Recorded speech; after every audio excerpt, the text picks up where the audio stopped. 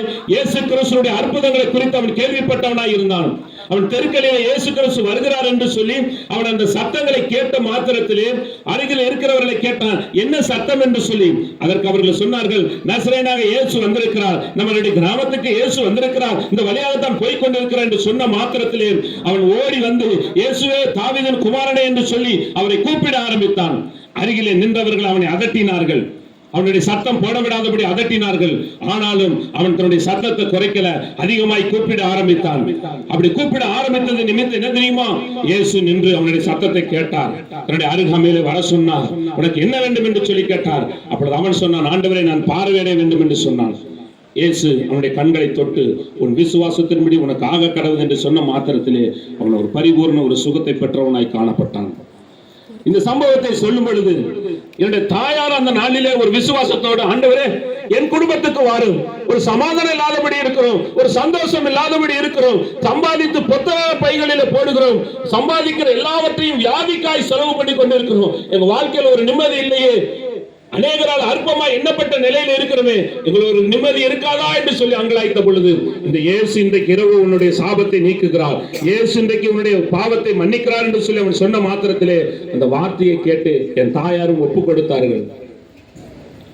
குடிகாரனாய் இருந்த என்னுடைய தகப்பன், பாவத்துக்கு அடிமைப்பட்டு கிடந்து நின்றவர், எத்தனையோ மருத்துவர்கள் சொல்லி கூட விட முடியாத அந்த குடிப்பழக்கத்தை, எத்தனையோ சொந்த பந்தங்கள் சொல்லி கூட விட முடியாத குடிப்பழக்கத்தை, என் தாயார் சொல்லி விட முடியாத குடிப்பழக்கத்தை, என் தகப்பனார் சொல்லி விட முடியாத அந்த குடிப்பழக்கத்தை விட கர்த்தர் உதவி செய்தார். காரணம், அந்த இயேசு கிறிஸ்துவை நம்பினபடியினால இன்றைக்கு ஒரு 40 ஆண்டுகளுக்கு மேலாக அந்த குடிப்பழக்கத்தை இல்லாதபடி இன்னைக்கு ஒரு சந்தோஷமான ஒரு வாழ்க்கை வாழ்ந்து கொண்டிருக்கிறோம்.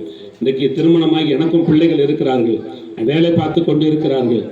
இன்னைக்கு இந்த இடத்துல சாட்சியாக கூட இந்த இடத்துல நின்று கொண்டு இருக்கிறார்கள். அருமையானவர்களே, எங்களுக்கு செய்த அந்த அற்புதத்தை இயேசு உங்களுக்கும் செய்ய அவர் வல்லவராய் இருக்கிறார்.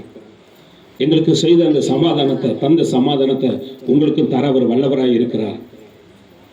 ஏதோ ஒரு காரியத்தை சொல்ல வரலையா, ஒருவேளை பல காரியங்களை குறித்து கண்ணீரோடு கூட வாழ்ந்து கொண்டிருக்கிற உங்களுடைய வாழ்க்கையில இன்னைக்கு ஒரு சமாதானம் இல்லாதபடி இருக்கிறீர்களா, சந்தோஷம் இல்லாதபடி இருக்கிறீர்களா, ஒரு நிம்மதி இல்லாதபடி இருக்கிறீர்களா, சம்பாதித்து பத்தலான பைகளிலே போட்டு ஒரு நிம்மதி இல்லாத ஒரு வாழ்க்கை வாழ்ந்து கொண்டு இருக்கிறீர்களா?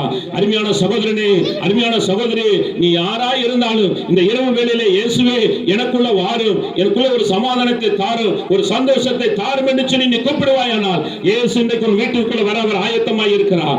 இயேசு இன்றைக்கு உன் வீட்டிற்கு வர அவர் ஆயத்தமாய் இருக்கிறார். அருமையானவர்களே, வேதத்திலிருந்து ஒரு சம்பவத்தை சொல்லி உங்களுக்காக நான் ஜெபிக்க விரும்புகிறேன்.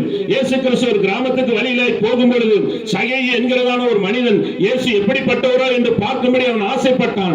ஆனால் அவன் குள்ளனாய் இருந்தபடியினால அந்த கூட்டத்தின் நடுவிலே போய் பார்க்க முடியல. ஆகவே இயேசு கிறிஸ்து வருகிற வழியில ஒரு மரத்தின் மேலே ஏறி உட்கார்ந்து கொண்டு, இயேசு இந்த வழியாக தானே வருவார், அவரை பார்க்க வேண்டும் என்று சொல்லி அவன் ஆசைப்பட்டவனாய் உட்கார்ந்து கொண்டிருந்தான். இயேசு அந்த வழியாய் கடந்து வரும்பொழுது அவன் ஏறி இருந்த மரத்தின் அருகே சென்று, சகேயுவே நீ சீக்கிரமா இறங்கி வா, இன்னைக்கு நான் உன் வீட்டிலே தங்க வேண்டும் என்று சொன்னார். அருமையானவர்களே, அவன் இயேசுவை பார்க்க வேண்டும் என்று ஆசைப்பட்டான். இயேசுவோ அவன் வீட்டிலே தங்க வேண்டும் என்று சொல்லி அவனோடு கூட பேசினார். ஒருவேளை இந்த சத்தத்தை கேட்டுக் கொண்டிருக்கிற அருமையான சகோதரனே, அருமையான சகோதரியே, இன்னைக்கு ஒருவேளை நீங்களும் இயேசுவே என் வீட்டிற்கு வாரும், என் வீட்டிலே ஒரு சமாதானத்தை தாரும், என் வீட்டிலே ஒரு சந்தோஷத்தை தாரும் என்று சொல்லி கூப்பிடுவீர்களானால் இயேசு இன்றைக்கு உங்கள் வீட்டிலே வந்து ஒரு சமாதானத்தை தவிர வல்லவராய் இருக்கிறார். காரணம், என் இயேசு ஒரு சமாதான காரணர். என் இயேசுவை குறித்து சொல்லப்பட்டு இருக்கிறது, அவர் அதிசயமானவர், ஆலோசனை கர்த்தர், சமாதான பிரபு, அவர் நித்திய பிதா என்று சொல்லப்பட்டு இருக்கிறது. என் இயேசுவான நிச்சயமாய் உன் குடும்பத்திலே சமாதானத்தை தர முடியும். உன் பாவத்திலிருந்து சாபத்திலிருந்து உன்னை விடுதலையாக்க என் இயேசுவான முடியும். இயேசு மரித்தவராய் அல்ல, அவர் மரித்தவராய் அல்ல, மரித்து 3ஆம் நாள் உயிரோடு கூட எழுந்து இன்றைக்கு அவர் ஜீவித்துக் கொண்டிருக்கிறார்.